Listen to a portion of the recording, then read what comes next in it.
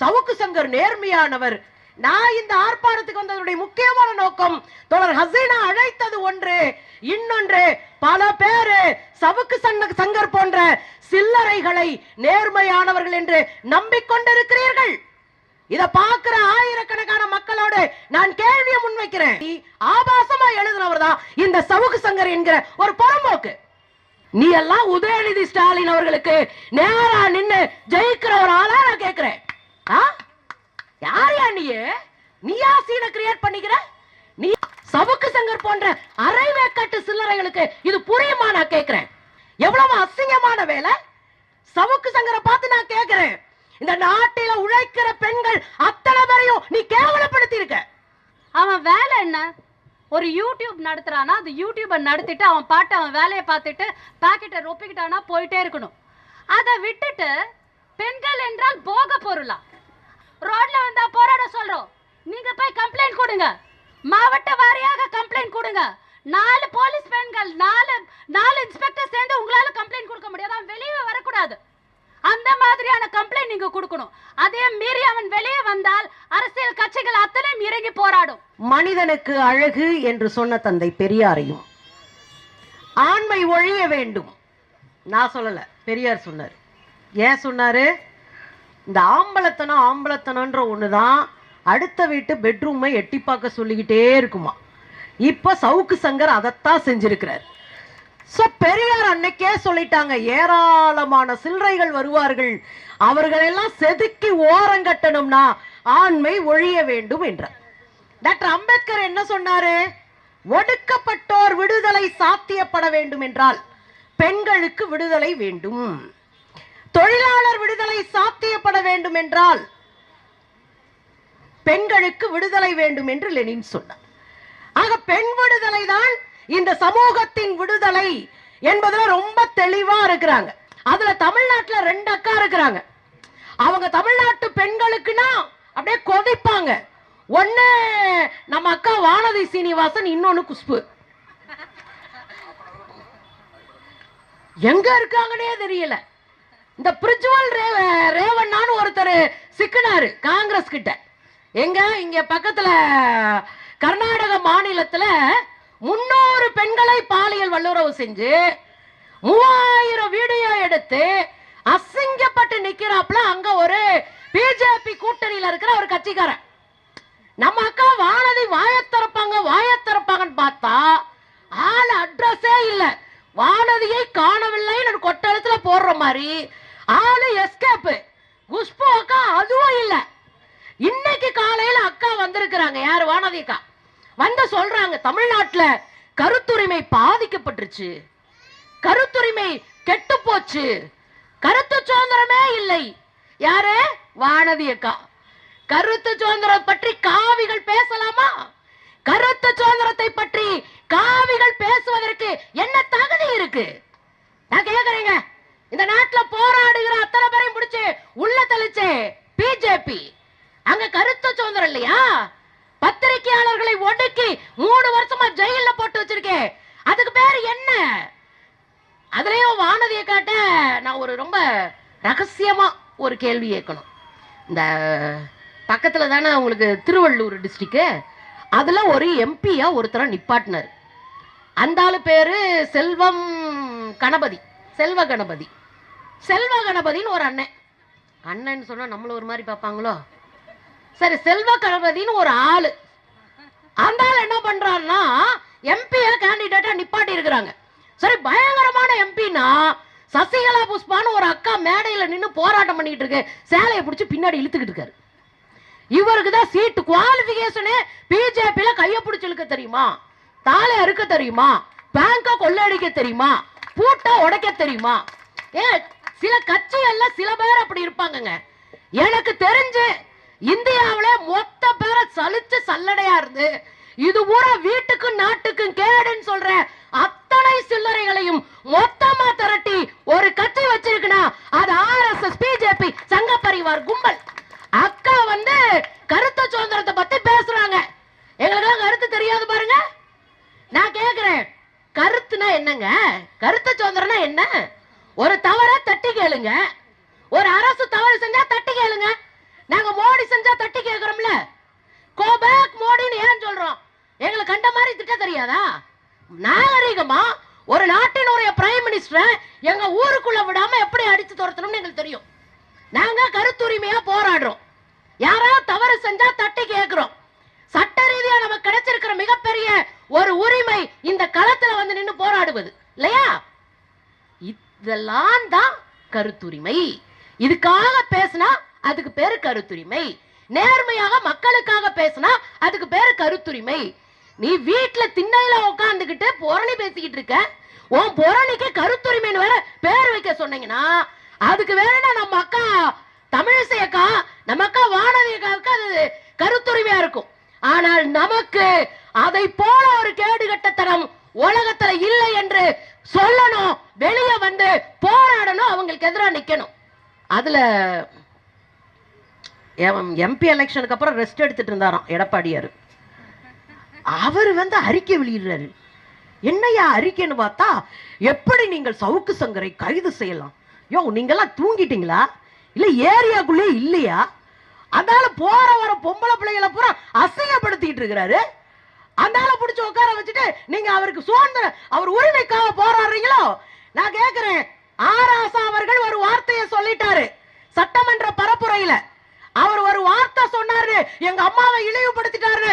கவலைப்பட்ட போது கூட நாங்க ஆராசா கிட்ட சொன்னோம், தோழர் நீங்க பேசுறது தவறு, இப்படியான வார்த்தையை விட்டுருக்க கூடாதுன்னு சொன்னோம். அதுதான் நமக்கு இருக்கிற நேர்மை. ஆனா ஊரானுக்கு வந்தா ரத்தம் தக்காளி சட்னி, எனக்கு வந்தா ரத்தம் நம்ம அண்ணன் எடப்பாடியாரு. அவரு சவுக்கு சங்கர் நேர்மையானவர். நான் இந்த ஆர்ப்பாட்டத்துக்கு வந்ததனுடைய முக்கியமான நோக்கம், தோழர் ஹசீனா அழைத்தது ஒன்று, இன்னொன்று பல பேரு சவுக்கு சங்கர் போன்ற சில்லறைகளை நேர்மையானவர்கள் என்று நம்பிக்கொண்டிருக்கிறீர்கள். இத பார்க்கிற ஆயிரக்கணக்கான மக்களோடு நான் கேள்வியை முன்வைக்கிறேன். சவுக்கு சங்கர் ஒரு புலனாய்வாளர், சவுக்கு சங்கர் ஒரு அரசியல் அறிஞர், சவுக்கு சங்கர் ஒரு பத்திரிகையாளர். இந்த கேடுகட்ட தனத்தை செய்யக்கூடியவருக்கு இத்தனை அடைமொழி. நான் மக்களுக்காக பேசுறேன். சவுக்கு சங்கருக்குலாம் சீடே கிடையாது, அவெல்லாம் அவ்வளவு பெரிய ஆளே கிடையாது. அதெல்லாம் அப்படி நொட்டாலையில தட்டிட்டு போகணும். ஆனால் நாம பேச வேண்டியது மக்களுக்காக, என் சகோதரிகளுக்காக. சவுக்கு சங்கர் இன்னைக்கு தான் அதை பேசுறாரா? எனக்கு முத சவுக்கு சங்கர் எப்படி தெரியா? அன்றைக்கு தொலைக்காட்சியில நியூஸ் ரீடரா வேலை பார்த்த என்னுடைய ஃப்ரெண்டு என்னை கூப்பிட்டு காட்டா, சுந்தரிங்க பாரு, இவன் தாங்க சவுக்கு சங்கர், என்னை பத்தி எவ்வளவு ஆபாசமா எழுதியிருக்கான்னு. நான் சொல்றது 10 வருஷத்துக்கு முன்னாடி அவ்வளவு ஆபாசமா எழுதியிருக்கிறான். எனக்கு அப்படிதான் சவுக்கு சங்கரை அடையாளம் தெரியும். பத்திரிகையில வேலை பார்க்கிற பெண்களை, டிவியில வேலை பார்க்கிற பெண்களை ஆபாசமா, அவங்கள கேவலமா, அவங்கள படம் போட்டு எழுதுறவர் தான் இந்த சவுக்கு சங்கர். சரி, அப்பதான் எழுதினார்னா, நேத்து சந்தியா ராஜகோபால்னு ஒருத்தவங்க கம்ப்ளைண்ட் கொடுத்திருக்காங்க. அவங்க யார் தெரியுமா? சன் டிவில நீங்க எல்லாரும் பார்த்திருப்பீங்க, நியூஸ்ல வாசிக்கிறவங்க. அவங்க தான் டாப் 10 சினிமாவை தொகுத்து கொடுத்தாங்க, நிறைய வேலை பார்ப்பாங்க, அவங்கள நீங்க பார்த்திருப்பீங்க. அந்த அம்மா நேத்து சவுக்கு சங்கர் மேல கம்ப்ளைண்ட் கொடுத்திருக்காங்க. ஏன்? ஏன்னா அவங்க படத்தை போட்டு அவங்கள பத்தி ஆபாசமா எழுதுறவர் தான் இந்த சவுக்கு சங்கர் என்கிற ஒரு புறம்போக்கு. அப்புறம் வேடிக்கை பார்க்கலாம். அப்ப கரெக்டா கம்ப்ளைண்ட் கொடுத்திருக்காங்க. இதுக்கு முன்னாடி மகாலட்சுமி என்கிற இதே சன் டிவில வேலை பார்க்கிற ஒரு பொண்ணு கம்ப்ளைண்ட் கொடுத்திருக்காங்க. அப்ப என்ன அர்த்தம்? வேலை பார்க்கிற பெண்களை பூரா ஆபாசமா இவன் எழுதிட்டே தெரியும். இது இவருடைய தொடர் பழக்கமா இருக்கு. கொஞ்ச நாளைக்கு முன்னாடி மதுரை நீதிமன்றம் இவரை பிடிச்சு உள்ள போடுங்கன்னு சொல்லிச்சு. எதுக்கு தெரியுமா? நீதிபதிகள்லாம் இருக்குங்களா, மாவட்ட நீதிபதிகள்லாம், அவங்களாம் அழகான விதவை பெண்களை வேலைக்கு எடுத்துக்கிறாங்களாம். வேலைக்கு எடுத்துக்கிட்டு வீட்டுல உட்காந்து வேலை பார்க்கும்போது அந்த பொண்களை வர சொல்லி அவங்கள பாலியெல்லாம் வச்சுக்கிறாங்களாம், அவங்களோட இருந்துக்கிறாங்களாம். புரியுது இல்ல நான் சொல்றது? ஏன்னா உங்களுக்கு புரியணும்ல. அவங்கள பாலியெல்லாம் வச்சுக்கிறாங்களா, அழகான விதவை பெண்களை. எவ்வளோ பெரிய கொடூரம், எவ்வளவு பெரிய கேவலமான சொல்லாடல், எவ்வளவு பெரிய தரிகட்டத்தனம், நெறிகட்டத்தனம். ஒரு பொம்மளை பிள்ளை விதவையாச்சுன்னா, ஒரு பொம்மளை பிள்ளை கணவனை இழந்துச்சுன்னா, தாம் பிள்ளை குட்டிகளை வளர்க்கறதுக்காக உழைச்சு உழைச்சு உழைச்சு ஓடா தெரிஞ்சு போற தமிழ்நாட்டுல வந்து உட்கார்ந்துகிட்டு எவ்வளவு தெனாவட்டு இருந்தா விதவை பெண்களை கேவலமா பேசியிருப்ப. நான் இன்னொன்னு கூட சொல்றேங்க, இது பார்க்கறதுக்கு எப்படி இருக்கும் வெளியே இருந்து பார்க்கறவங்களுக்கு? அப்பனா கோர்ட்ல இதுதான் நடக்குது போல இருக்கு, நடப்பாங்களா இல்லையா? அப்ப இதை தட்டி கேட்க வேண்டிய அவசியம் இருக்கா இல்லையா? அதைத்தான் அன்னைக்கு கோர்ட் செஞ்சுச்சு. உடனே உள்ள போயிட்டு வந்த நம்ம அண்ணன் உடனே சொல்றாரு, திமுக எனக்கு பயந்துருச்சு, திமுக எனக்கு பயந்துகிட்டு என்னை உள்ள தள்ளிருச்சு. சரி, இப்ப அரெஸ்ட் பண்ண பிறகு சொல்றாரு, நானு உதயநிதியை எதிர்த்து போட்டி போடலான்னு நினைச்சேன் கட்சி ஆரம்பிச்சு, அதனால பயந்துகிட்டு திமுக என்னை அரெஸ்ட் பண்ணிருச்சு. நீ எல்லாம் ஒரு பொறி உருண்ட, நீ எல்லாம் உதயநிதி ஸ்டாலின் அவர்களுக்கு நேரா நின்னு ஜெயிக்கிற ஒரு ஆளா நான் கேட்கிறேன். யாரையா நீயா சீனை கிரியேட் பண்ணிக்கிற, நீயா கிளப்பி விட்டுக்கிற? ரொம்ப ஒண்ணு புரிஞ்சுக்கணுங்க, காவல்துறையோடு நான் 100% மல்லு கட்டினாலு இனியும் மல்லு கட்டுவேன். ஆனா இங்க இருக்கிற பொம்பளை பிள்ளைங்க மக வயசு, இங்க இருக்க என்கிட்ட படிச்ச 100கணக்கான பொம்பளை பிள்ளைங்க கல்லூரியில என்னுடைய மாணவிகள் காவல்துறையில இருக்கிறாங்க. நான் கமிஷனர் ஆபீஸ்க்கு கம்ப்ளைண்ட் கொடுக்க போனப்ப அங்க 2 பிள்ளைய ஓடி வந்து அம்மானு என்னை கட்டி பிடிக்குதுங்க. நான் தமிழ் வாத்தியாரு, தமிழ் ப்ரொஃபசர், அம்மானு ஓடி வந்து கட்டி பிடிக்குது. என்ன பண்ண, நான் இங்கதாம்மா வேலை பார்க்கிறேன்னு. போலீஸ் பிள்ளைங்க, நிறைய பெண் குழந்தைகள், சாதாரண வீட்டுல இருந்து வந்த பிள்ளைங்க. சும்மா அடிச்சு விட்டு போக கூடாது. சாதாரண வீடுனா யாரு? முதல்ல அந்த பிள்ளைங்க தான் அவங்க வீட்லயே படிச்சிருக்கோம். முதல் பட்டதாரியா படிச்சு தான் கால்ல நின்னு சுயமா உழைச்சு ஓடி கயிறேறி எல்லாத்துலயும் ஜெயிச்சு 5 ரூபா கொடுக்காம ஒரு பிள்ளை யூனிஃபார்ம் மாட்டுதுன்னா அது எவ்வளவு பெரிய கடுமையான விஷயம் தெரியுமா? சவுக்கு சங்கர் போன்ற அரைவேக்காட்டு சில்லறைகளுக்கு இது புரியுமா நான் கேட்கிறேன். அந்த பிள்ளை ஓடி வந்து இந்த வேலையை வாங்கின பிறகு ஊர்ல 10 பொம்பளைய சொல்லும், அக்கா மாதிரி படிச்சு வேலைக்கு போகணும், சொல்லுமா இல்லையா? அக்கா மாதிரி படிச்சு பெருசாகணும், சொல்லுமா இல்லையா?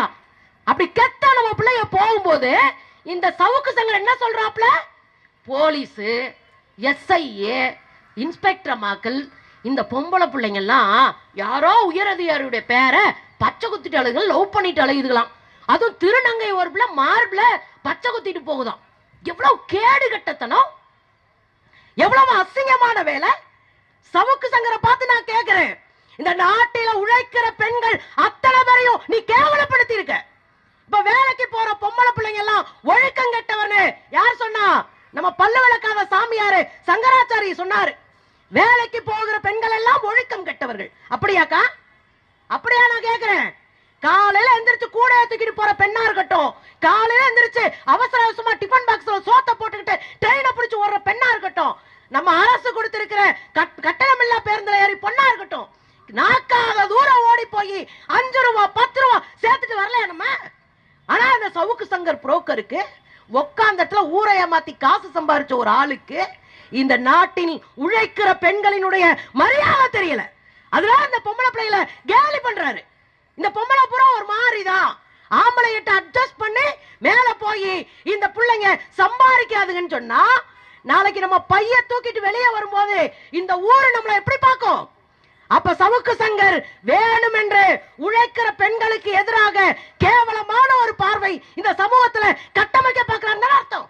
ஏங்க, 1 லட்சம் பேர் நம்ப மாட்டான், ஒரு 10 பேர் நம்பினா 10 குடும்பம் நாசமா போகும்ல, ஆமாவா இல்லையா?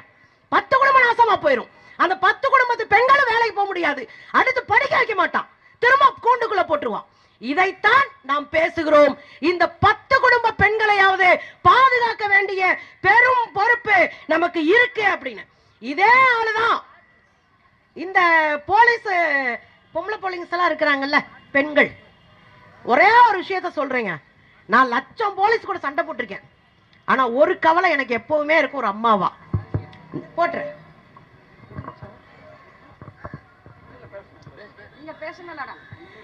இல்ல, நான் முன்னாடி பட்டிமன்றம் பேசுவேன், அதில் தட்டுனா நிறுத்தணும்னு அர்த்தம். நான் அதனாலதான் யாருடா நடுவர் பின்னாடி நமக்கு தெரியாமன்னு பார்த்தேன். நான் 2 விஷயத்த பேசிடுறேன், பேசி முடிச்சுறேன். சவுக்கு சங்கர் பேசுறதுக்காக இல்லைங்க, இந்த பொம்பளை பிள்ளைங்க நிக்குதுங்கல்ல, வெயில்ல போய் நிக்கணும், 24 மணி நேரம் டியூட்டி, வெயில்ல நிக்கணும், மழையில நிக்கணும். ஒரு மாதவிடாய் ஆயிருச்சுன்னு வச்சுக்கோங்க, நான் இங்க இருக்கிறதெல்லாம் என் அண்ணன் தம்பிங்க, நான் உங்ககிட்ட மனசு திறந்து பேசுறேன், என் பிள்ளைகளை பத்தி பேசுறேன். ஒரு மாதவிடாய் ஆயிடுச்சுன்னா ஒரு துணி மாத்த முடியாதுங்க, அது ரோட்ல நிக்கும், ஒரு ஒண்ணுக்கு போக முடியாது. இத்தனை சித்திரவதைகளுக்கு மத்தியில அது வாங்குற ஒரு 25,000 ரூபாய வீட்டுக்கு கொண்டு வந்து கொடுத்துட்டு, அப்பா நான் கூட நிக்கிறேன், உனக்கு துணைக்கு நிப்பேன்பான்னு சொல்ற பொம்பளை பிள்ளைகளை கேவலப்படுத்துற பாரு. நீ மனுஷனா? அதைத்தான் நாங்க கேட்கிறோம். கள்ளக்குறிச்சியில் ஒரு பாப்பா இறந்து போனான், எப்படி செத்தானே இன்ன வரையும் தெரியல. கொஞ்சம் கூட கூச்ச நாச்சம் இல்லாம இதே புரோக்கர் சங்கர் என்ன சொன்னாரு? அந்த புள்ள லவ் ஃபெயிலியர் ஆயிடுச்சு, அதான் செத்துருச்சு, இந்த பாருங்க லவ் லெட்டர்னு காட்டுறான். எச் ராஜாவுக்கும் உனக்கு வித்தியாசம் இல்லையா? அனிதா செத்த போது எச் ராஜா இதைத்தானே சொன்னாரு. அனிதாவினுடைய மரணத்தை பற்றி பேசிய போது லவ் ஃபெயிலியர்ல அனிதா செத்துட்டா, நீட்டுக்காக சாகல என்று சொன்னான் எச் ராஜா. அதைத்தானே இங்க இந்த புலனாய்வு புலி செல்றாப்ல. அப்ப ஒண்ணு ஞாபகம் வச்சுக்கோங்க, புலனாய்வு புலிக்கு இது புதுசு கிடையாது. நான் போலீஸ் அடிக்கணும் வைக்கலாம் சொல்ல மாட்டேன், எனக்கு அதுல உடன்பாடு இல்லை. இதெல்லாம் வெளியவே வரக்கூடாது, குண்டர் சட்டத்தில் உள்ள போட்டணும். ஏன்னா ஏராளமான சட்டத்திற்கு புறம்பான அத்தனை நடவடிக்கைகள் வச்சிருக்காப்ல. இவரை தள்ளி உள்ள அடிக்கிற அடியில பொது சமூக வெளியில சமூக சூழல்ல இங்க இருக்கிற பொது சமூக செயல்பாடுகள்ல யாருமே ஆண்கள் பெண்களை குறித்து பேசுவதற்கு அச்சப்பட வேண்டும். அந்த அச்சத்தை உருவாக்க வேண்டும் என்றால் நாம் எல்லாம் கரம் கோர்த்து களத்திலே நிற்க வேண்டும் தோழர்களே. இது சங்கர் சவுக்கு சங்கர் போன்ற சில்லறைகளுக்கு எதிரான ஆர்ப்பாட்டம் இல்ல. அவ்வளவு சீனு சவுக்கு சங்கர் கிடையாது. இனி ஒருவரும் தமிழ்நாட்டில் இருக்கிற உழைக்கிற பெண் குழந்தைகளை பெண்களை இழிவாக பேசினால் 1 கோடி கரங்கள் ஒன்று திரண்டு வரும் என்கிற அச்சம் வர வேண்டும் என்பதற்கான ஆர்ப்பாட்டம் இந்த ஆர்ப்பாட்டம். மாதர் தம்மை இழிவு செய்யும் மடமையை கொளுத்துவோம் என்று பாரதி அன்றே சொல்லி வைத்தான். அவன் எதற்காக சொல்லி வைத்தான் என்று தெரியவில்லை. ஆனால் யூடியூபர் சவுக்கு சங்கர் போன்ற காம கொடூரனுக்காக அதை அவர் சொல்லி வைத்தாரோ என்று எனக்கு இன்று நினைக்க தோன்றுகிறது. சவுக்கு சங்கருக்கு அம்மா கிடையாதா? பொண்டாட்டி கிடையாதா? இல்ல அக்கா தங்கச்சி தான் கிடையாதா? இத்தனை யூடியூபர் நண்பர்கள் இங்க இருக்கிறாங்க. யாருன்னா நீங்க இப்படி பேசுறீங்களா? அவன் வேலை என்ன? ஒரு யூடியூப் நடத்துறானா, அது யூடியூபை நடத்திட்டு அவன் பாட்டு அவன் வேலையை பார்த்துட்டு பாக்கெட்டை ரொப்பிக்கிட்டானா போயிட்டே இருக்கணும். அதை விட்டுட்டு பெண்கள் என்றால் போக பொருளா? அந்த காலத்தில் தான் மண் பெண் பொன் பொருள் என்று எங்களை சூறையாடி கொண்டிருந்தார்கள். மன்னர்கள் எல்லாம் பெரும் ஆட்சி செய்து வைத்து ஏதோ கபலீகரம் செய்தது போல அவர்கள் ஒரு மண்ணை போய் அபகரிக்கும் போது பெண்களையும் அபகரித்துக் கொள்வார்கள், ஒருத்த பொண்டாட்டியும் அபகரித்துக் கொள்வார்கள். அப்படிப்பட்ட சூழலா இங்கு நிலவுகிறது. நாங்கள் விண்வெளியில் ஆட்சி செய்கிறோம். இந்த நாட்டின் குடியரசுத் தலைவர் ஒரு பெண்ணாக இருக்கிறார். காங்கிரஸ் கண்ட வழிமுறையில் UPA 1 and UPA 2 எங்களுடைய அன்பு தலைவி சோனியா காந்தி ஒரு பெண்ணாக இருக்கிறார். இந்த நாட்டிற்கு போர் வந்த சமயம் ஒரு பொட்டு தங்கம் கூட இல்லாத இந்த நாட்டிற்காக தானம் செய்த இந்திரா காந்தி வழி வந்தவர்கள் நாங்கள். அன்று சீதை கூட தீக்குளித்தாள். சீதை முதல் இன்று இருக்கக்கூடிய பெண்கள் எத்தனை பேர் ஆணாக இருந்தாலும் நம்ம எல்லாம் பார்த்து பயப்படக்கூடிய மரியாதை கொடுக்கக்கூடிய ஒரு காக்கி சட்டை தானே இன்று இருக்கக்கூடிய காக்கி சட்டை அணிந்துள்ள பெண் சகோதரிகள். அவர்களை பார்த்து இவன் என்ன சொல்றான்? அட்ஜஸ்ட்மெண்ட் பண்ணிக்கிறான் அப்படின்றான். அப்ப இவன் வீட்டுல இருக்கவெல்லாம் அட்ஜஸ்ட் பண்ணிக்கிட்டாளா? உனக்கு தெரியுமா? நீ வீட்டுல இல்லாத போது உன் பொண்டாட்டி உன் சகோதரி எல்லாம் அட்ஜஸ்ட் பண்ணிக்கிட்டாளா? நான் இந்த போராட்டம் சவுக்கு சங்கருக்கு எதிராக எங்களுடைய தமிழ்நாடு காங்கிரஸ் கமிட்டியின் மாநில தலைவர் அன்பு சகோதரர் அண்ணன் செல்வ பெருந்தகை அவர்கள் நேற்று காலை எனக்கு தொலைபேசி அழைப்பு மூலமாக வந்து இது நம்ம பண்ணணுமா அப்படின்னாரு. அது நான் பண்றேன்னு சொல்லிட்டு ஒரு 10 குடும்ப உறுப்பினர்கள் நண்பர்கள் கிட்ட கேட்கும் போது ஐயோ அவனை எதிர்க்கலாம் நீ பண்ணாதமா. நான் சொன்னேன் ஏன் பண்ணக்கூடாது, எதுக்காக பண்ணக்கூடாது? இன்னைக்கு அந்த பொண்ணை பார்த்து இப்படி கேட்பா, நாளைக்கு எங்களை பார்த்து இப்படி கேட்பா, நாளைக்கு இன்னொருத்தைய பார்த்து இப்படி கேட்பா. இவனுக்கு அம்மா இல்லையா, பொண்டாட்டி இல்லையா, தங்கச்சி இல்லையா, அவனுக்கு பொண்ணு இருக்கான்ட்டு எனக்கு தெரியல. இப்படிப்பட்டவனை எப்படி நான் பொறுத்து கொள்வது? நான் அகில இந்திய மகளிர் காங்கிரசின் நிர்வாகியாக அந்தமான் பொறுப்பாளராக இருந்துள்ளேன், லட்சத்தீவு பொறுப்பாளராக இருந்துள்ளேன், ஆந்திரா தெலுங்கானா இது போல் பல மாநிலங்களின் பொறுப்பாக இருந்துள்ளேன். காஷ்மீர் முதல் கன்னியாகுமரி என்றதை விடுத்து அந்தமான் லட்சத்தீவு நம் நாட்டின் கடைக்கோடி எண்டான the Campbell Bay, the southern most tip of our country, அதுல ட்ரெக்கிங் மூலமாக சென்று இந்திரா பாயிண்ட் என்று இந்திரா காந்திக்கு ஒரு பெரும் சிலை உண்டு. அங்க போய் அக்டோபர் 31ஆம் தேதி 7 வருடங்களுக்கு முன்னால் முதலைகள் வாழும் குளத்தை தாண்டி மலை மீதில் ஏறி பாம்பின் மீது நாங்கள் அங்கு பயணம் செய்து அங்கு போய் நான் அவளுக்கு அன்னை இந்திரா காந்தி அவர்களுக்கு அஞ்சலி செலுத்தியவள். நாங்கள் எல்லாம் அயர மாட்டோம். பிரிஜ் பூஷன் சிங், நான் அகில இந்திய மகளிர் காங்கிரசின் சிங் டெல்லியில் தலைநகரில் அரசியல் செய்துவிட்டு இங்க வந்திருக்கிறோம். சவுக்கு சங்கர் அவர்களே, நீங்க வெளியில வந்துட்டு எங்களை பத்தி எதுனா சொல்லி பாருங்க. வாங்க, வெளியில வாங்க. ஆனா நீங்க வந்தாதானே தமிழக காவல்துறைக்கு உண்மையாகவே மானம், வெக்கம், ரோஷம் இருந்தால் அவரை நீங்க வெளியில வரக்கூடாது. உங்க வீட்டு பெண்கள் உங்களோட இரவு பகலாக வெயில் மழை என்று கடும் வெயிலிலும் வெள்ளத்திலும் வேலை செய்யற அந்த பெண்களை பார்த்து அவன் என்ன சொல்றான்? இருக்கிற அத்தனை கேஸ போடுங்கயா, ஒரு கேஸ் விடாதீங்க, அத்தனை கேஸ் போடுங்க. இந்த மாதிரியான ஒரு காமக்கோடுரன், இந்த மாதிரியான ஒரு கேவலமான ஒருத்தன் வெளியே வரக்கூடாது. அந்த ஆள் வெளியில வந்தா அன்னைக்கு நாங்க அவனை செருப்பால அடிப்போம். அந்த ஆள் சென்னைக்கு வர நாள வந்து நீங்க மார்க் பண்ணி வைத்துக் கொள்ளுங்கள், கண்டிப்பாக செருப்பால் அடிப்போம். செருப்பு தொடப்ப எல்லாத்தாலும் அடிப்போம். இது ஓபன் சேலஞ்ச். நீங்க பாருங்க, பிரிஜ்பூஷன் சிங் அவர்கள் எம்பி, அவருடைய பையனுக்கு தான் இந்த வாட்டியும் பிஜேபி வந்து எம்பி சீட்டு கொடுத்திருக்கு. அவர் மேல எஃப்ஐஆர் போட்டுச்சா டெல்லி போலீஸ்? சாக்ஷி மல்லிக் அப்படின்னுட்டு நம்ம நாட்டுக்கு பதாகைகள் வாங்கி கொடுத்த, ஒலிம்பிக் பதாகைகள் வாங்கி கொடுத்த நம் சகோதரிகள் வெளியில வந்து போராடுறாங்க. இந்த சைடு பார்லிமெண்ட் ஓபன் பண்றாரு, நாங்க அங்கதான் இருக்கோம். நான் பல போராட்டங்களில் களம் கண்டு பல தரம் வந்து போலீஸை எதிர்த்து நாங்க பல தரம் வந்து காலையில இருந்து சாயந்தரம் வரைக்கும் டீடைன் பண்ணுவாங்க. 6 மணி 7 மணி 8 மணி வரைக்கும் கூட விட மாட்டாங்க டெல்லி போலீஸ் எங்களை. சரிங்களா? அந்த சாக்ஷி மல்லிக்குக்காக நாங்க போராடுறோம். அந்த பொண்ணுங்க கையில இந்திய தேசிய கொடியை, நமது கொடி காத்து குமரன் போல இந்திய தேசிய கொடியை வைத்துக்கொண்டு அந்த பெண்கள் நடு ரோட்ல போராடுறாங்க. அங்க நமது குடியரசுத் தலைவராக மாண்புமிகு திரௌபதி முர்மு அவர்கள், அந்த அம்மா ஒரு விதவங்க, அந்த அம்மா ஒரு ஆதிவாசி இனத்தை சார்ந்தவர். இவங்க ஜஸ்ட் ஷோக்காக அந்த அம்மாவை வந்து குடியரசுத் தலைவராக ஆக்கிவிட்டு அவங்கள பாராளுமன்றத்துக்குள்ள விடுறதில்ல, அயோத்தியா கோயில் உள்ளே விடுறதில்ல. இந்த பிரிஜ்பூஷனுக்கு எதிராக அகில இந்திய மகளிர் காங்கிரஸ் சார்பாக நாங்கள் கோர்ட்டை அணுகி அவன் மேல வந்து எஃப்ஐஆர் போட வச்சோம். இதுதான் ராம் துலாரே வழக்கிலையும் நாங்கள் பண்ணோம், இதுதான் ஹாத்ரஸ் வழக்கிலையும் நாங்க பண்ணோம், இதுதான் லக்கிம்பூர் வழக்கிலையும் பண்ணோம். இப்படி தென்னகத்திற்கு நோக்கி நான் வந்துள்ளேன். அகில இந்திய மகளிர் காங்கிரஸில் இருந்து நான் புயலாக தான் வந்துள்ளேன் என்று சொல்லுவேன்.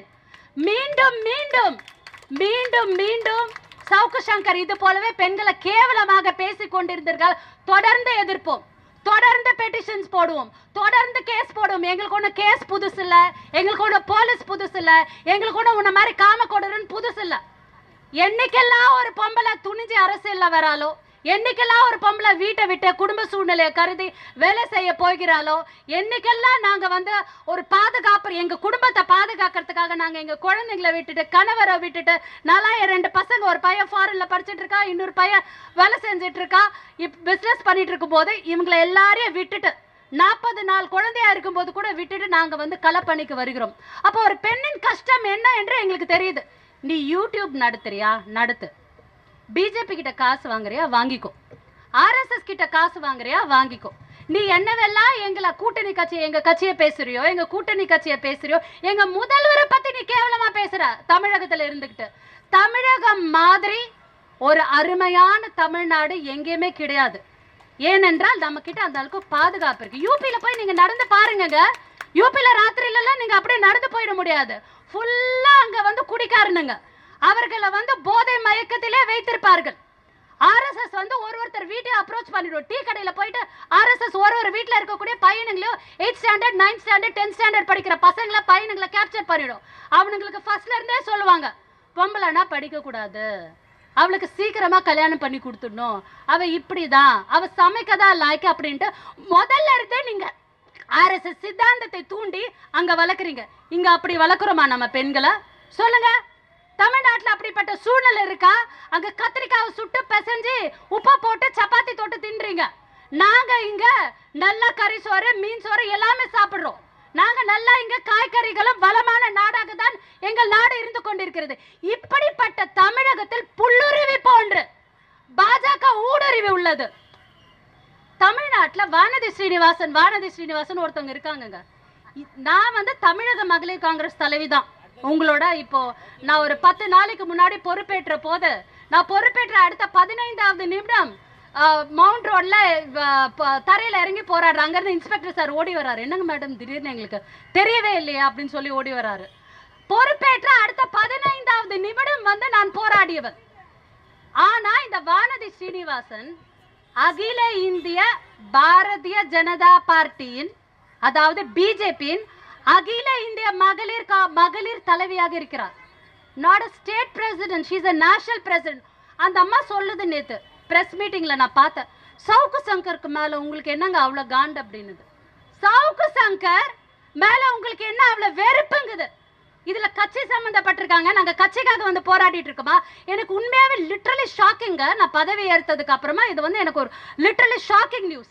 இல்லைனா நான் ஒரு ப்ராப்பரா ஒரு 3 months போல ப்ராப்பரா எல்லாமே ஸ்டெபிலைஸ் பண்ணிட்டு செட்டில் ஆயிட்டு தான் நான் முதல் போராட்டமே நல்ல பெரிய போராட்டமா பண்ணிட்டு தான் டிசைட் பண்ணிட்டு இருந்தேன். பட் இந்த மாதிரி ஒரு விஷயத்துல கூட நாங்க ரியாக்ட் பண்ணலன்னா நாங்க உங்க மகளிர் தலைவியா இருக்கிறதுலே எனக்கு வந்து வெக்கமா இருக்கு. அந்த அம்மா சொல்லுது, சவுக்கு சங்கர் என்னங்க பண்ணிட்டாருன்ட்டு. ஏமா, நீ மகளிர்ல அகில இந்திய மகளிர்ல தலைவியா இருக்க, பாஜக போன்ற ஒரு தேசிய கட்சி ஆளும் கட்சியில தலைவியா இருக்க. மணிப்பூர்ல பொம்பளைங்க புடவைய உருட்டி ரோடா இழுத்துட்டு போய் அவளுங்களை கேங் ரேப் பண்ணும் போது நீ வாயை திறக்கல. விலைவாசி உயர்ந்தப்போ நீ வாயை திறக்கல. எங்க தமிழ்நாட்டு பெண்களை எங்களோட காவல் தெய்வங்களா, காவலர்கள் எல்லாம் ஊர்ல காவல் தெய்வங்கள் தானே சொல்லுவோம். இப்ப காவல் தெய்வங்கள் எல்லாம் இருக்கா? எங்க பெண்களை இவ்வளவு கேவலமா பேசுறான் அந்த கேடு கெட்டவன், அவனுக்கு வந்து நீ சப்போர்ட் பண்ற. அடுத்தது எடப்பாடியோட எக்ஸ் வலைதளத்தை நீங்க யாருன்னா ஓபன் பண்ணி பாத்தீங்களா? அந்த ஆள் அப்படி சொல்றாங்க, வல்லவன்றான் சவுக்கு சங்கர, நல்லவன்றான், விட்டா அவனுக்கு கோவில் கட்டி கும்பிடுவான். அந்த அளவுக்கு சவுக்கு சங்கர இங்க எதிர்கட்சிகள் வந்து ஏன் இப்படி அவனுக்கு துதிப்பாடுது? எதுக்காக துதிப்பாடுது? ஏன்? அரசியல் லாபம்னா நீ அரசியல் லாபம் பண்ணிட்டு போ, நாங்க தயாரா இருக்கோம் உன்னோட போராட. அரசியல் இருக்க பெண்களை பத்தி நீ பேசினா செருப்பு கட்டி அடிப்போம். நாங்க ரெடியா இருக்கோம் உன்னை எதிர்த்து நாங்க போராடுறதுக்கு. ஆனா நீ என்ன பண்ற?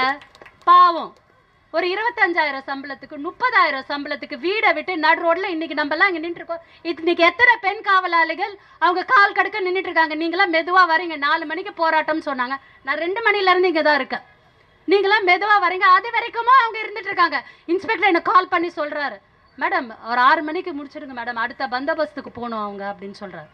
சோ அந்த அளவுக்கு நம்ம ஒரு இடத்துல போய் நம்ம ஒரு வேலை செய்யறோம், போராடுறோம்னா நமக்கு முன்னாடி நிக்கிறார்கள் இந்த பெண்கள். இப்படி காக்கி உடை அணிந்து நம்மளே காக்கக்கூடிய பெண்களை கூட இவன் இப்படி பேசிட்டு போறானா? நம்மளாம் எதுக்காக அரசியல் கட்சியில இருக்கோம்? எதுக்காக அதுக்கு ஒரு மகளிர் விங்க? எதுக்காக நம்ம போராடாம இருக்கோம்? அப்படின்னா நம்ம போராடித்தான் ஆகணும். நான் மாவட்ட அளவுல இனிமேல்ட்டும் சவுக்கு சங்கருக்கு ஒரு கடுமையான தண்டனை கிடைக்கலனா எனக்கு தமிழக காவல்துறை மேல அறுதியான ஒரு நம்பிக்கை உள்ளது. நீங்க அவனை வெளியவே விடக்கூடாது, பெயிலே கிடைக்க கூடாது. 1000 கேஸ் போடுங்க, ஒரு ஸ்டேஷன்ல இருந்து போடுங்க, ஒரு மாவட்டத்துல இருந்து போடுங்க. நாங்க அப்படிதான் பண்ணோம்.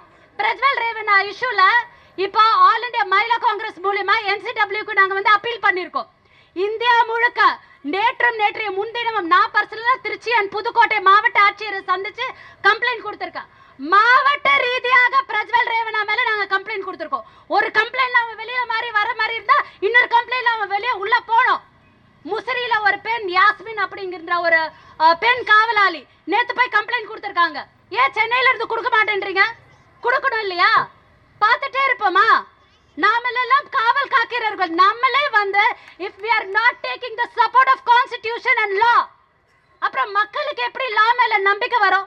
மக்களுக்கு எப்படி கோர்ட் மேல நம்பிக்கை வரும்? மக்களுக்கு எப்படி லீகல் சிஸ்டம் மேல நம்பிக்கை வரும்? உங்களை நம்பி ஒரு பாலியல் பலாத்காரம் செய்த பெண் உங்ககிட்ட வந்து ஒரு கம்ப்ளைண்ட் கொடுப்பாளா?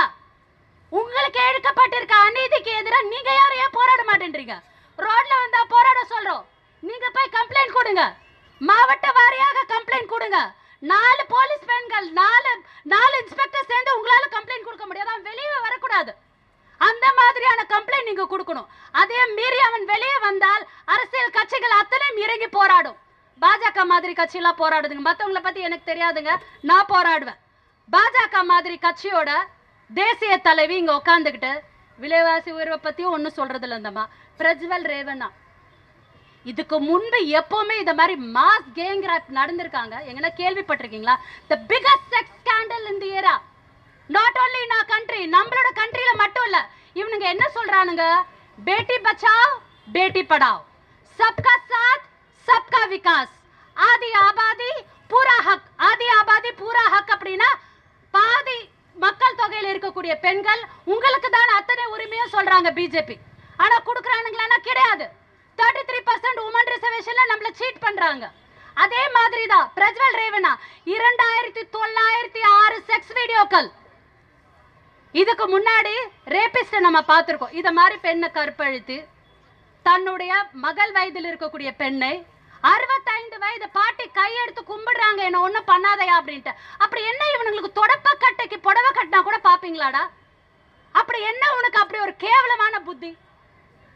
கர்நாடகா உமன்ஸ் கமிஷன் சுவோ மோட்டோவா இந்த கேஸை எடுத்து விதின் ஒன் ஹவர் எங்களுடைய அகில இந்திய மகளிர் காங்கிரசின் தாவல் தலைவி அல்கா லாம்பா அவர்கள் மாணவர் காங்கிரஸில் இருந்தே அவர் ஒரு போராளி, அவருடைய ஆர்டர்ஸ்க்கு இணங்க உடனடியா இந்த கேஸை நாங்க எடுத்து இமீடியட்டா எஸ்பிக்கு இன்டிமேட் பண்ணிட்டு, இமீடியட்டா சிஎம்க்கு இன்டிமேட் பண்ணிட்டு, இமீடியட்டா எஸ்ஐடி ஃபார்ம் பண்றோம். இவன் அதுக்கு முன்னாடி எஸ்கேப்புங்க, ஜெர்மனிக்கு போயிட்டா.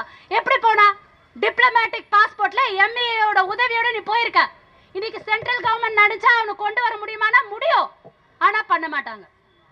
சவுக்கு சங்கர் போன்ற ஆளை வெளியவே வராத மாதிரி கேஸ போட்டு அவனை உள்ள போட முடியும்னா முடியும், சென்ட்ரல் கவர்மெண்ட் பண்ண மாட்டாங்க. ஆனா தமிழகத்தை ஆண்டு கொண்டிருக்கிற திமுக மற்றும் அதன் கூட்டணியில் உள்ளக்கூடிய காங்கிரஸ் கட்சி மற்றும் அலையன்ஸ் கட்சி நாங்கள் அனைவரும் சேர்ந்து காவலர்களுக்கு, எங்கள் பெண் காவலாளிகளுக்கு எதிரான இந்த போராட்டத்தை பெரிய நாங்க பப்ளிசிட்டிக்காக இதுல பண்ணலங்க, உண்மையாக உணர்வோட உணர்ச்சியோட பண்றோம். உண்மையான உணர்ச்சியோட உங்கள் மேல் இருக்கக்கூடிய ஒரு பாசத்தோட ஒரு உணர்வோட பண்ணுகிறோம். கண்டிப்பாக இதை எதிர்த்து நாங்கள் போராடுவோம். அவனை நீங்க போலீஸ்காரங்கள வெளியில விட்டீங்கன்னா மறுபடியும் நாங்க போராடுவோம். ஆனா இங்க இருக்கக்கூடிய காவலாளிகள் உங்கள் உயர் அதிகாரிகளிடம் பேசுங்கள். இதில் உங்களுடைய டிபார்ட்மெண்ட்டுக்கு இழைக்கப்பட்ட பெரும் கொடுமை, பெரும் கொடூரம். இதை ஒரு பப்ளிக்கா நாங்க பார்த்து இவ்வளவு ரியாக்ட் பண்றோம். நீங்க ஏன் ரியாக்ட் பண்ண மாட்டேன்றீங்க? நாங்க பிரஜ்வல் ரேவண்ணா கேஸ்ல ஒரு டிஸ்ட்ரிக்ட் வைஸ் போயிட்டு மாவட்ட ஆட்சியரை பார்த்து கம்ப்ளைண்ட் பண்றோம். why don't your women heads do it? நீங்களே பண்ணணும். இதை நாங்கள் வலியுறுத்தி இங்க இருக்கக்கூடிய காவல் நண்பர்களிடம் கேட்டுக்கொள்கிறேன். ஓய்வு உறக்கம் இல்லாமல் பணியாற்றுகின்ற ஒரு துறை என்று சொன்னால் அது கண்டிப்பாக காவல்துறையாகத்தான் இருக்க வேண்டும். மற்ற அனைத்து துறைகளுக்கும் அவங்களுக்கு ஓய்வுண்டு. அதில் ஆண்கள் வேலை செய்கிறாங்கன்னு சொன்னால் பரவாயில்ல, அவருக்கு வீட்டில் பெண்கள் இருக்காங்க, வீட்டு வேலையெல்லாம் பார்த்துக்குவாங்க. ஆனால் பெண் காவலர்கள் இப்போ கூட நான் ஆவடியில் ஒரு போலீஸ் ஸ்டேஷன் போயிருந்தோம். 4 பெண்கள், அத்தனை 4 பேரும் கர்ப்பிணிகள். அவங்க என்ன பண்ணுறாங்க, அந்த யூனிஃபார்மை போட்டுட்டு அவங்க வேலை செய்ய முடியாதுங்கிறதுனால அந்த புடவையை கட்டிட்டு அவர்கள் அந்த மற்ற வேலைகளை பார்க்குறாங்க. அந்த எஸ்பி ஆஃபீஸில் என்னன்னு சொன்னால் அவர்களுக்கு ஓய்வு ரொக்கமே கிடையாது. அந்த மாதிரி பணியாற்றுகின்ற அந்த காலத்திலிருந்து ஏதாவது விஷயம் கிடைச்சா பெண்களை இழிவுபடுத்துவதே நோக்கமாக கொண்ட நிறைய கயவர்கள் இருக்கின்ற இந்த சமுதாயத்தில் தான் நாமளும் வாழ்ந்து கொண்டிருக்கின்றோம் என்பது எங்களுக்கு நன்றாக தெரியும். பல போராட்டங்களுக்கு அப்புறம் தான் நாங்கள் இந்த நிலைமைக்கு இந்த ஸ்டேஜுக்கு வந்து நிற்கிறோங்கிறது எங்களுக்கு நன்றாக தெரியும். என்றிருந்தாலும் கொஞ்சம் கூட அச்சம் இல்லாமல் ஒரு காவல்துறையிலே பணியாற்றுகின்ற பெண்மணியை பற்றி அசிங்கமாக பேசுகிறான் என்று சொன்னால் அவனுக்கு எவ்வளோ ஆணவம் இருக்கணும், எவ்வளோ திமிர் இருக்கணும். கொஞ்சாவது அவனோட வீட்டில் இருக்கிற பெண்களை பற்றியாவது அவன் சிந்திக்காமல் அதை பற்றி யோசிக்காமல் செய்கிறான் என்று சொன்னால் அவன் எப்பேற்பட்ட தண்டனை அனுபவிக்க வேண்டியவன் என்பது உங்களுக்கெல்லாம் உணர்த்துகின்ற ஒரு போராட்டமாகத்தான் இது செய்து கொண்டிருக்கின்றோம். கண்டிப்பாக காலங்காலமாக பெண்கள் கடந்து வருகின்ற நம்ம இந்த பகுதியில் இருக்கின்ற கவுன்சிலர் செல்வம், சுகன்யா அவங்கள சொல்ல மறந்துட்டோம். கண்டிப்பாக இந்த பகுதியிலே இருக்கின்ற இங்கே குழுமி இருக்கின்ற பெண்களுக்கு நான் சொல்லுகின்றோம், சின்ன விஷயமானா கூட நாம் அதுக்கு போராடலைன்னு சொன்னால் கண்டிப்பாக நமக்கு நியாயம் கிடைக்காது. நியாயத்துக்காக பெண்கள் போராடுகின்ற நமக்கு முன்னோர்கள் எல்லாம் கவி ஆறாக இருந்தாலும் அவர்கள் எல்லாம் பாரதிதாசனாக இருந்தாலும் சரி, பாரதியாராக இருந்தாலும் சரி, நிமிர்ந்த நன்னடை, நேர்கொண்ட பார்வை, நிலத்தில் எவருக்கும் அஞ்சாமல் ஞான செருக்கும் கொண்ட பெண்களாக நம்ம இருக்க வேண்டும் என்று அவர்கள் எண்ணினார்கள். ஆகவே நீங்கள் அனைவரும் அப்படித்தான் இருக்க வேண்டும். சின்ன விஷயத்து கூட நாம் போராடுகின்ற ஒரு போர் முனையில் நிற்கின்ற பெண்களாக நீங்கள் இருக்க வேண்டும் என்று கேட்டுக்கொண்டு இந்த சங்கர் அவர்களுக்கு தண்டனை கிடைக்கின்ற வரைக்கும் நம்ம இந்த போராட்டத்தை விட்டுடக்கூடாது என்று கேட்டுக்கொண்டு, ஆண்களை விட பெண்கள் மிக பலசாலிகள். ஒரு பெண் ஆண் இல்லாமல் வாழ்ந்துடலாம், ஆனால் ஒரு ஆணால் பெண் இல்லாமல் வாழ முடியாது. ஏன்னா ஒரு தாய்மையாக இருக்கட்டும், அதை கஷ்டப்பட்டு நம்ம வலி வேதனை அனுபவித்து ஒரு குழந்தைக்கு உயிர் கொடுக்குறோம். ஸோ இந்த மாதிரி ஒரு சக்தி மிகுந்த நம்ம பெண்கள் இன்னைக்கு நம்மள காவல் தெய்வங்களா இருக்கிற நம்ம காவல்துறையினர் லேடிஸ் இருக்கிறாங்க இல்லைங்களா, அவங்கள வந்துட்டு இன்னைக்கு சவுக்கு சங்கரன்றவர் வந்துட்டு இழிவா பேசியிருக்கிறாரு. யாரையும் நம்ம ஏற்றுக்க முடியாது. இன்னும் காவல்துறை வந்துட்டு நம்ம பெண்களுக்கும் இருக்கட்டும் எல்லா விதத்துலையும் அவங்க நம்மளுக்கு பாதுகாப்பாக இருக்கிறாங்க. ஸோ இதை நான் வன்மையாக கண்டிக்கிறேன். இன்னைக்கு நாங்கள் எல்லாம் நினச்சிருந்தா வீட்டில் அடுப்படியிலேயே நாங்கள் இருந்திருப்போம். அப்படி இல்லை, பிறந்தோம் வாழ்ந்தோம் வளர்ந்தோன்ற மாதிரி இல்லாமல் இதெல்லாம் சாதிக்கணுன்ற அந்த ஃபயர் இருக்குது, அந்த ஸ்பிரிட் இருக்குது. ஸோ இதெல்லாம் வந்துட்டு பெண்களால் ரொம்ப, அதாவது பெண்களால் முடியாதது எதுவும் கிடையாது. ஸோ இப்படி கீழ்த்தனமாக ஏன் பேசுகிறாங்க? இதனால் அவங்களுக்கு என்ன கிடைக்க போகுது? எப்படி இந்த வார்த்தை ஃபஸ்ட்டு பேசலாம்? அவர் என்ன சொல்கிறாருன்னா, காவல்துறைங்க வந்துட்டு அவங்க அட்ஜஸ்ட்மெண்ட் அந்த மாதிரி எல்லாம் வேர்ட்ஸ் யூஸ் பண்ணுறாரு. இதை நாங்கள் மகிழா காங்கிரஸ் சார்பாக நாங்கள் வன்மையாக கண்டிக்கிறோம். அவருக்கு தகுந்த தண்டனை கிடைக்கும் வரை நாங்கள் தொடர்ந்து போராடுவோம். என்ன பயம் இருக்கும் என்றால் ஒரு கட்டுப்பாடு.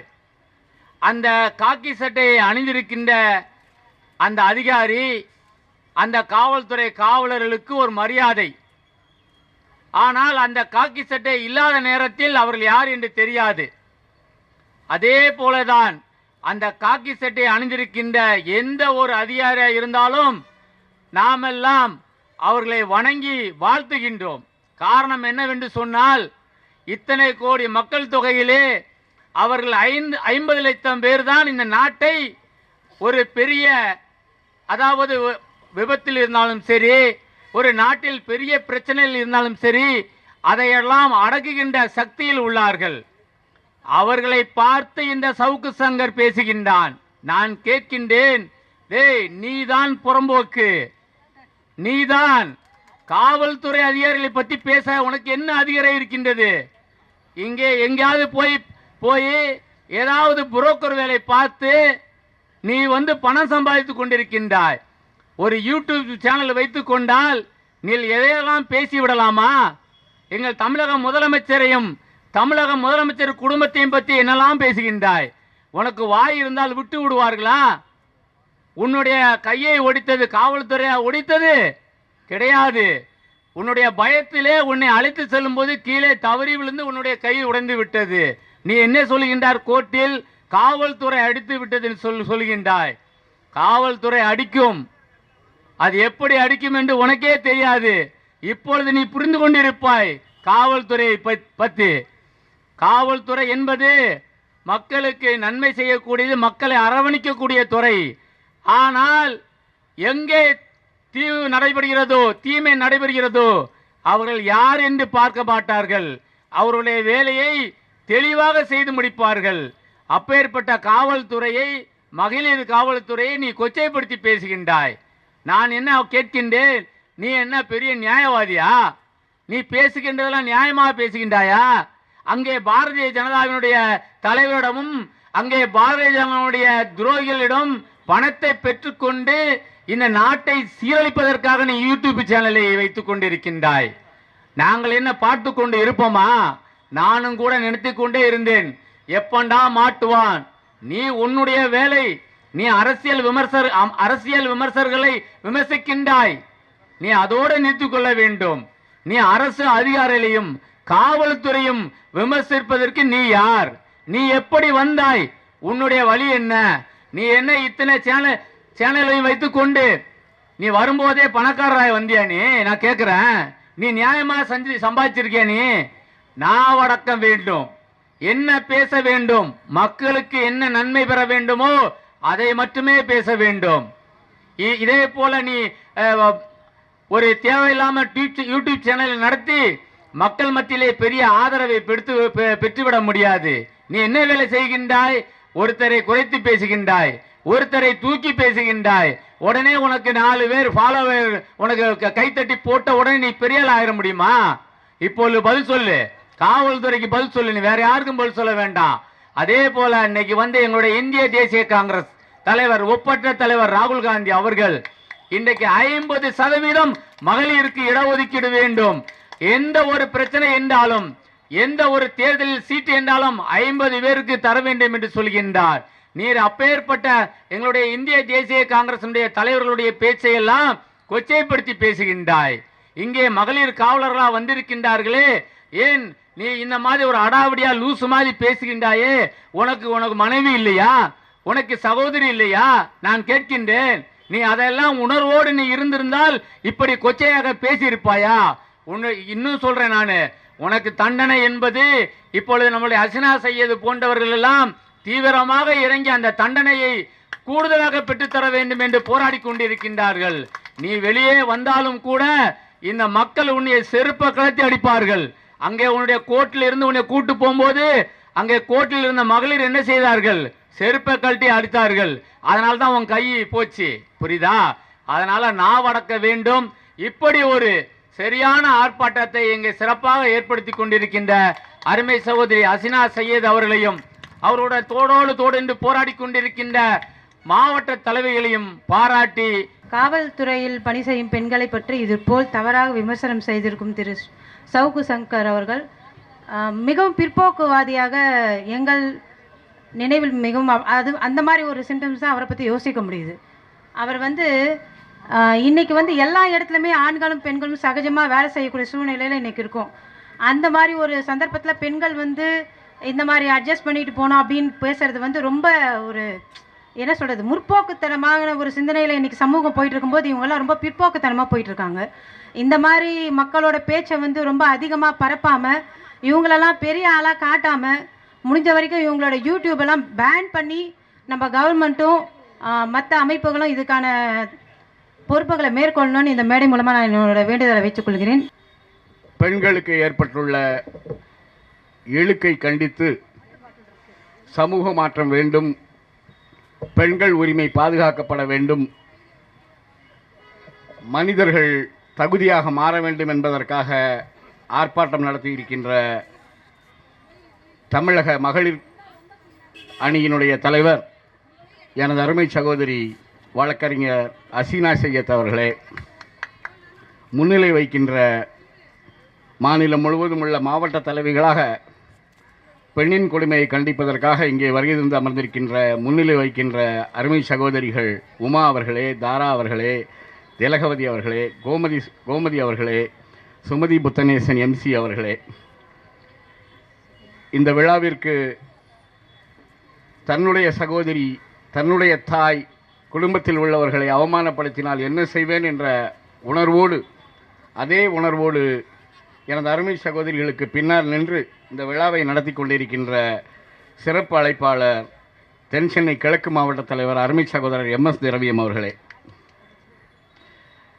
சுந்தரவல்லி அவர்களே, MC சுகன்யா செல்வம் அவர்களே, எங்களுடைய முன்னாள் பாராளுமன்ற உறுப்பினர் அருமை அண்ணன் அன்பரசு அவர்களுடைய மகள் சுமதி அன்பரசு அவர்களே, சரஸ்வதி நாலடியார் அவர்களே, பூங்குடி அவர்களே, ஆலிஃப் மகேஸ்வரி அவர்களே, தனலட்சுமி அவர்களே, சுசீலா கோபாலகிருஷ்ணன் அவர்களே, அருமை சகோதரி சுதா அவர்களே,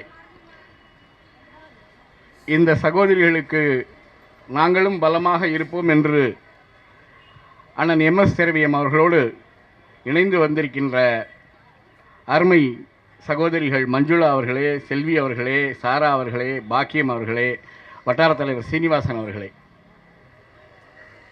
எங்கே பெண் கொடுமை நடந்தாலும் அதற்கு பின்னர் நாங்களெல்லாம் இருப்போம் என்று கூறி இங்கே வருகை தந்திருக்கின்ற எனது அருமை தம்பிமார்கள் முஸ்தபா அவர்களே, வார் ரூம் தௌஃபீக் அவர்களே, லயோலா கல்லூரியினுடைய மாணவர் தலைவர் அருமை தம்பி தௌஃபீக் அவர்களே, காங்கிரஸ் பேர் இயக்கத்தின் வார் ரூம் முரளி அவர்களே, மற்றும் எங்களோடு வருகை தந்திருக்கின்ற